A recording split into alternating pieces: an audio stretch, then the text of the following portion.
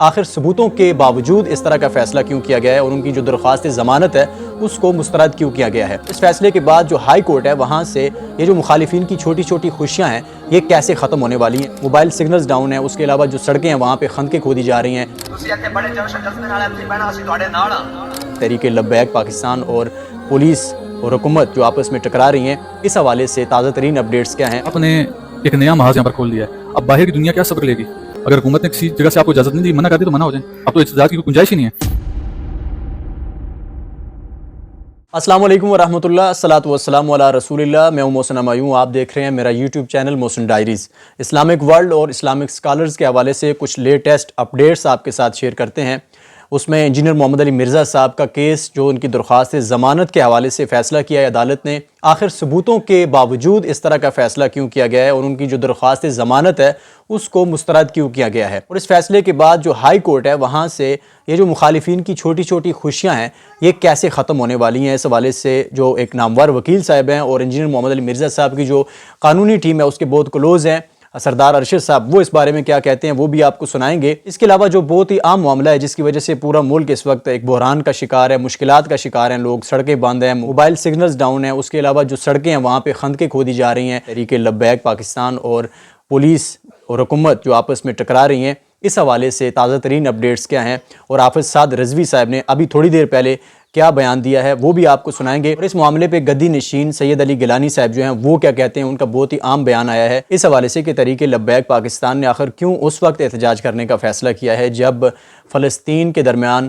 Hamas کے درمیان اور اسرائیل کے درمیان ایک امن معاہدہ ہو رہا ہے، وہ بیان بھی آپ کو سناتے ہیں۔ لیکن سب سے پہلے انجینئر محمد علی مرزا صاحب کا جو معاملہ ہے، جو تازہ ترین فیصلہ آیا ہے عدالت کے حوالے سے، اس پہ بات کریں گے۔ اس سے پہلے میری آپ سے ریکویسٹ ہے کہ اگر آپ چینل پہ نئے آئے ہیں تو میرے اس چینل کو سبسکرائب کر لیں، ویڈیو کو لائک کر لیں، اور اگر ویڈیو پسند آئے تو اسے دوسروں کے ساتھ شیئر بھی کریں اور نیچے اپنی قیمتی رائے کا اظہار کمنٹس کی صورت میں ضرور کریں۔ تو سب سے پہلے انجینئر محمد علی مرزا صاحب کا جو معاملہ ہے اس پہ بات کرتے ہیں۔ بہت سارے اسٹوڈنٹس جو ہیں وہ اس کے حوالے سے پریشان ہیں کہ یہ فیصلہ آخر ثبوتوں کے باوجود انجینئر محمد علی مرزا صاحب کے حق میں اتنے زیادہ ثبوت تھے، اتنے زیادہ فتاوی تھے اور قانونی حوالے سے بھی اس چیز کو واضح کیا گیا تھا کہ اس کی کوئی حیثیت نہیں ہے، تو پھر آخر کیوں یہ فیصلہ کیا گیا ہے؟ اور مخالفین جو ہیں وہ اس بات پہ خوشیاں منا رہے ہیں کہ دیکھیے ہم تو جیت چکے ہیں اور انجینئر محمد علی مرزا صاحب واقعی میں جو ہے ان کی ضمانت مسترد ہوئی ہے، اس لیے ہمارے جو ثبوت ہیں وہ کافی وزنی ہیں۔ لیکن ایسی بات نہیں ہے، اصل جو کہانی ہے وہ کچھ اور ہے۔ اصل کہانی یہ ہے کہ انجینئر محمد علی مرزا صاحب کی جو قانونی ٹیم ہے اس کے بڑے کلوز ہیں سردار محمد ارشد صاحب۔ ظاہر بات ہے وہ قانونی میدان سے جڑے ہیں اور وہ ان چیزوں کو سمجھتے ہیں، تو انہوں نے کہا ہے کہ یہ کوئی بہت بڑی بات نہیں ہے، یہ سب کچھ ایکسپیکٹڈ تھا، اور کیونکہ یہ نچلی عدالت ہے اس میں اس طرح کے جو حساس معاملات ہیں اتنا زیادہ دباؤ یہ عدالتیں نہیں لے سکتی، اس لیے یہ فیصلہ جو ہے ہائی کورٹ تک چلا جاتا ہے اور وہاں سے یہ چیزیں جو ہے یہ انصاف جو ہے ملتا ہے۔ تو انجینئر محمد علی مرزا صاحب کے معاملے میں بھی ایسا ہی ہوا ہے، یہ نچلی عدالت تھی، تمام تر ثبوت بالکل واضح تھے، انجینئر محمد علی مرزا صاحب کی جو ضمانت تھی وہ بنتی تھی، لیکن نچلی عدالت ہونے کی وجہ سے اتنا زیادہ دباؤ نہیں لے سکتی عدالتیں، تو یہ فیصلے جو ہیں وہ ہائی کورٹ میں جاتے ہیں۔ تو اس حوالے سے سردار ارشد صاحب کی جو رائے ہے وہ سنتے ہیں۔ اس حوالے سے یہ ایک تسلی میں آپ کو دلا رہا ہوں کہ آرگومنٹس حافظ صاحب نے بہترین انداز میں جو اس میں بنتے تھے آرگومنٹس وہ کیے، لیکن اس میں دو تین چیزیں ہیں ان کو ذہن میں رکھنا چاہیے۔ سیشن کورٹ سے اس طرح کے بڑے کیس میں بیل کا چانس آلموسٹ صفر ہوتا ہے، یہ ایک اصول کی بات ہے، سب کو پتہ ہے، جتنے بھی پریکٹسنگ لائرز ہیں وہ اس بات کو جانتے ہیں کہ سیشن کورٹ میں اس طرح کے کیس میں بیل کا چانس زیادہ نہیں ہوتا، خاص طور پہ جب اس طرح کی سینسٹیوٹی انوالو ہو، سیشن کورٹ سے وہ بیل نہیں ہوتی اور وہی بیل ہائی کورٹ لے لیتا ہے بڑی ایزیلی، تو یہ کوئی ایسی پریشانی والی بات نہیں۔ اب ہائی کورٹ میں اس کی بیل پٹیشن جو ہے وہ دائر کی جائے گی اور ہائی کورٹ میں اس کو انشاءاللہ پریس کیا جائے گا اور انشاءاللہ العزیز ہائی کورٹ سے اس کی بیل ہو جائے گی۔ تو انجینئر محمد علی مرزا صاحب کے جو اسٹوڈنٹس ہیں یقینی طور پہ وہ جان گئے ہوں گے کہ اصل کہانی کیا ہے۔ یہ جو چھوٹی عدالتیں ہوتی ہیں ان میں اس طرح کے جو فیصلے ہیں وہ نہیں ہو سکتے، تو اب اس کے لیے ہائی کورٹ سے رجوع کرنا پڑے گا۔ لیکن ایک اور اہم معاملہ ہے، 16 تاریخ کو جو کواشمنٹ کا پروسیس ہے، ایک کواشمنٹ یہ ہوتا ہے کہ اس مقدمے کو منسوخ کر دیا جائے، یہ ایک درخواست دی جاتی ہے ہائی کورٹ میں۔ ہائی کورٹ دونوں فریقین کو بلاتی ہے، ان کے دلائل سنتی ہے اور ان کے دلائل کو دیکھنے کے بعد پھر فیصلہ کیا جاتا ہے کہ یہ جو مقدمہ ہے اس کو خارج کر دیا جائے یا یہ مقدمہ جو ہے یہ قابل سماعت ہے۔ وہاں پر جو انجینئر محمد علی مرزا صاحب کے جو مخالفین ہیں، ہو سکتا ہے ان کی یہ جو چھوٹی چھوٹی خوشیاں ہیں یہ ختم ہو جائیں، کیونکہ وہ بھی جانتے ہیں، سب لوگ جانتے ہیں، علماء کرام، مفتیان کرام نے اس بات پہ اپنے جو فتاویٰ ہیں وہ پیش کیے ہیں، قانون کے جو ماہرین ہیں انہوں نے ساری کی ساری چیزیں واضح کر دی ہیں۔ اس کے بعد یہ جو معاملہ ہے یہ بہت زیادہ واضح ہے، اور یہ بدقسمتی کی بات ہے کہ ایک جو داعی دین ہے، داعی اسلام ہے،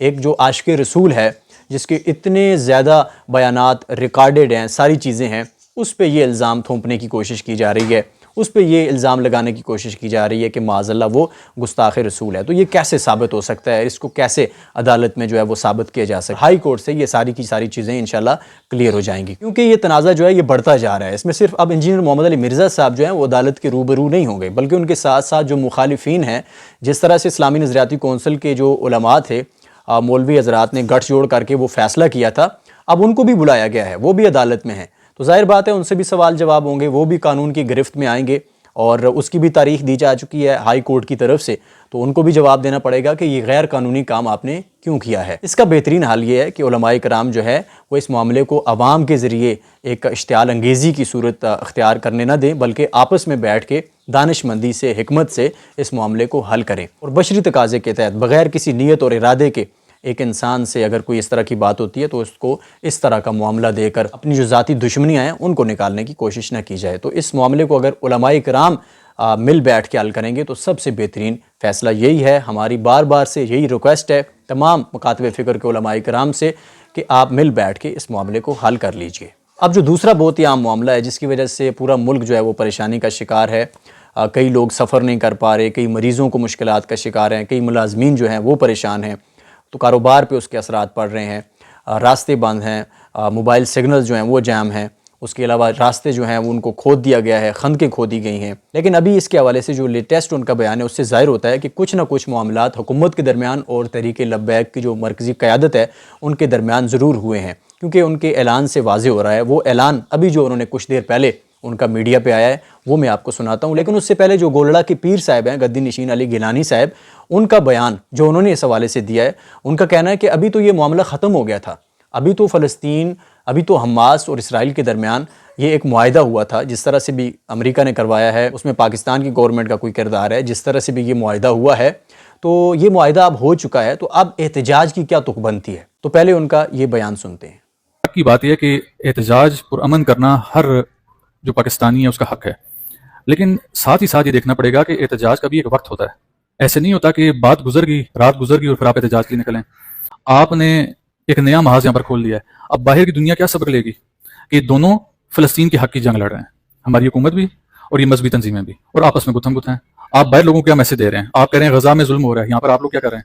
صرف حکومت تک نہیں، جو تنظیم کر رہی ہے وہ بھی غلط کر رہی ہے۔ اگر حکومت نے کسی جگہ سے آپ کو اجازت نہیں دی، منع کر دی تو منع ہو جائیں، اب تو احتجاج کی کوئی گنجائش ہی نہیں ہے۔ حق کی بات ہے، ریاست ماں کی جگہ ہوتی ہے، اگر چھوٹی موٹی بھول چوک کسی سے ہوتی ہے تو تھوڑا سا نرمی والا ہاتھ رکھ لیں تو قیمتی جانوں کا ضیاع نہیں ہوگا۔ اور یہی موقف جو ہے حکومت کی طرف سے بھی تھا کہ فلسطین کے حوالے سے تو ہم بھی بات کر رہے ہیں، ہم بھی کردار ادا کر رہے ہیں، اب جب وہاں پہ معاہدہ ہو رہا ہے تو آپ گھروں سے نکل کے آ گئے ہیں اور حکومت کو مشکلات میں ڈال دیا آپ نے، آپ جو ہے عوام الناس کو مشکلات میں ڈال رہے ہیں، امن و امان کی جو صورتحال ہے اس کو آپ خراب کرنے کی کوشش کر رہے ہیں۔ اور دوسری جانب جو سعد رضوی صاحب ہیں انہوں نے حکومت سے گلے شکوے کیے ہیں کہ آپ نے ہمارے پرامن احتجاج پہ یہ چیز کی ہے، حالانکہ یہ ہمارا رائٹ ہے۔ تو یہ ان کا جو لیٹسٹ بیان ہے وہ میں آپ کو سناتا ہوں، جس میں انہوں نے ایک امید ظاہر کی ہے۔ انہوں نے اپنے جو کارکنان ہیں ان کو مریدکے میں ہی رکنے کا وہاں پہ ایک اعلان کیا ہے کہ آپ تسلی سے بیٹھ جائیں۔ تو اس سے ظاہر ہوتا ہے کہ بات چیت کے ذریعے جو معاملات ہیں وہ حل کرنے کی کوشش کی جا رہی ہے۔ پہلے ان کا بیان سنتے ہیں۔ جذبے نال اتنے بہنا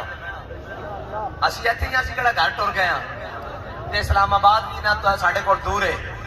تسی اتنے بڑے جوش و جذبے نال اتنے بہنا اسی تواڈے نال ہاں۔ پچھلی ڈائری میں بھی ہم نے یہی بات کی تھی کہ یہ جو معاملہ ہے اس کو مذاکرات کے ذریعے حل ہونا چاہیے۔ اختلافات بھی ہیں لیکن وہ اختلافات جو ہیں ان کو آپ ڈائلاگ کے ذریعے، بات چیت کے ذریعے ان کو حل کریں۔ آخر ہم سب جو ہیں وہ پاکستانی ہیں، ہم کلمہ گو مسلمان ہیں، بھائی ہیں، تو ہمیں جو ہے اس طرح کے معاملات میں ایک دوسرے کی جان لینا، چاہے وہ حکومت کی طرف سے ہو، چاہے وہ ٹی ایل پی کے کارکنان کی طرف سے ہو، تو یہ دونوں طرف سے جو ہے وہ جانوں کا ضیاع جو ہے وہ افسوسناک ہوتا ہے۔ تو اس معاملے کو مذاکرات کے ذریعے ختم ہونا چاہیے۔ تو یہ تازہ ترین اپڈیٹس تھیں جو میں نے آپ کے ساتھ شیئر کی ہیں۔ مزید اسلامک ورلڈ اور اسلامک اسکالر سے جڑے عام معاملات اور لیٹسٹ اپڈیٹس کے ساتھ دوبارہ آپ کی خدمت میں حاضر ہوں گے۔ تب تک اللہ حافظ۔